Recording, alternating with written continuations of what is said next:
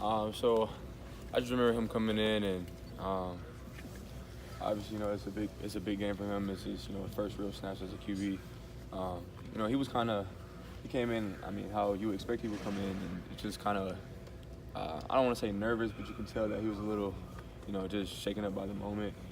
But after he completed that pass to Austin Mack for that huge third down conversion, he was animated, ready to go, and kept pushing. Came back to the sideline, energetic. Got guys going, and I mean, it was good for us. Has he played exactly like you thought he would play this year? I mean, is he not exactly, but you understand what I mean? Has he risen to the occasion like you thought he would? I mean, he's definitely doing things that everyone thought he could do. I mean, his stats, they speak for themselves. He's breaking records, and just playing to the standard of a Ohio State quarterback.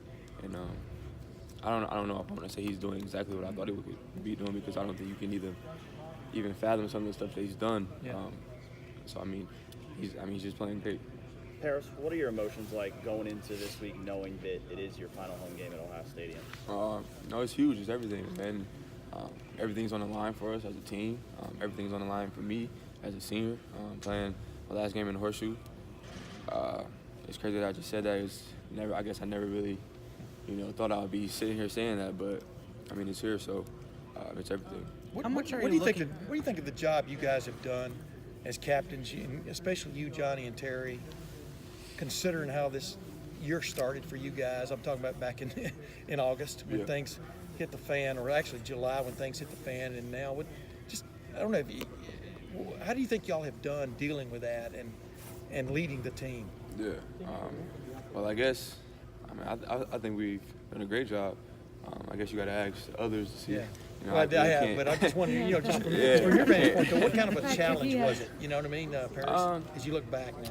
Yeah, it was a challenge for sure, but having strong leaders around this program, such as myself, such as Terry, such as Johnny, it kind of made it easy, just because it wasn't a one-man show, and guys, we were able to lean on each other when leadership was necessary.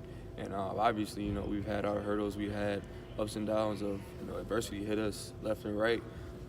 It's kind of feel like we've been in a title fight this whole season, man. We're getting uppercutted, hooked all over the place. I mean, we kind of just stood strong. We're taking punch by punch, taking adversity by adversity, and just handling it day by day. So, Parris, you talked a lot early in the year about your decision to come back and the things that you still wanted to do. Mm-hmm. Now that we're at this final week of the regular season, have you done what you set out to do? I know there's still a team goal in front of you, but individually, has this gone the way you envisioned? Yeah, definitely. Individually, I think I've benefited from the season tremendously. I think that ultimately it was the best decision. And, I told you early on that I had no regrets, and I was happy with my decision. But I think that I've benefited tremendously from this year. So definitely. What's been the best part of this year for you? The best part, honestly, I just think week by week, just because I think as things just dwindle down, you look up and it's like, all right, it's week 12, playing Team Up North, last home game. I just think, I try to, take everything week by week, game by game, and each week had its moments, each practice had its moments, each game had its moments, and I'm just appreciative of, the entire season thus far. I'm looking forward to what's ahead. So definitely. What is the mindset of you guys right now? I mean, you have dealt with so much this season, so much adversity, kicking off back in July, but here you are, 10-1, chance to go back to Indianapolis for the second straight year, and a chance to get back to the college football playoff. I mean, what is your guys' mindset right now? Well, I think our mindset right now is just worried about the team up north.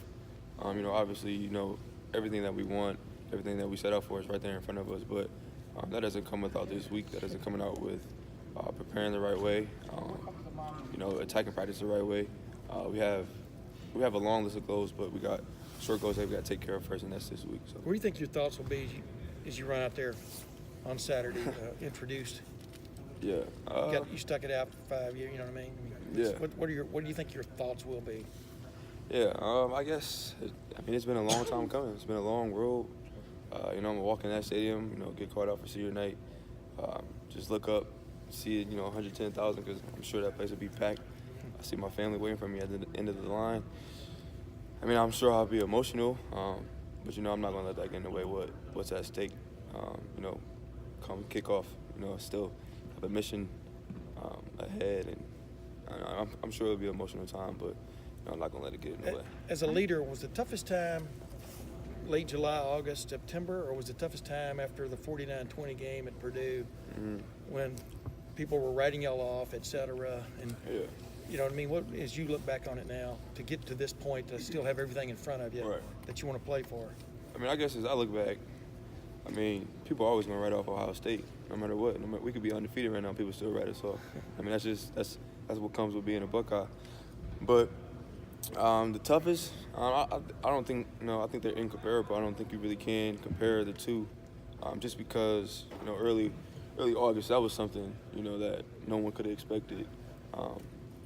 That was wild. No one expected that. But as a football player, as a football team, you never want to, look forward to having a loss. You never think that you'll have a loss, but that's a chance. Every time you step on the field, it's a chance that you could lose a game. But I think that was easier to deal with than the unexpected, adversity we went through. Parris, I'm not suggesting that you need any extra motivation with all those stakes in the rivalry, but Right. you guys are an underdog, and there was a subtle guarantee of a victory coming from your rival yesterday. How much attention do you pay to that? Does it matter to you at all? Pay any mind to that stuff? Does it get into the Woody at all? No, I don't let it get to me. Because at the end of the day, you can guarantee what you want. At the end of the day, you still got to come strap up and come play. So period. Our guys, we don't pay any mind to that. We see it, obviously it's there. People push it towards us. But we won't pay no mind. We're gonna have a great week of practice. We're gonna prepare the right way.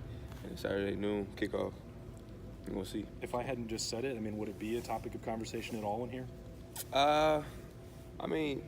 Probably just because it's so fresh, it's new right now. It's something that just happened, and obviously everyone's on Twitter, everyone sees and hears what people say. Yeah, but we're gonna move past that. We're really not gonna pay a lot of attention to that. So. Do you guys kind of take that as disrespect a little bit, knowing the history recently of this rivalry and the fact that, they've been close the last couple of years, but you guys have dominated this rivalry for a long time, and what does that feel like to be an underdog? Does it feel weird or disrespected, or what's the? It's not weird at all. Like I said earlier, people always gonna write off the Buckeyes. And honestly, we the underdog. That's how we want it to be. Let it be that way. So you guys enjoy being the underdog? Yeah, we just fine with it.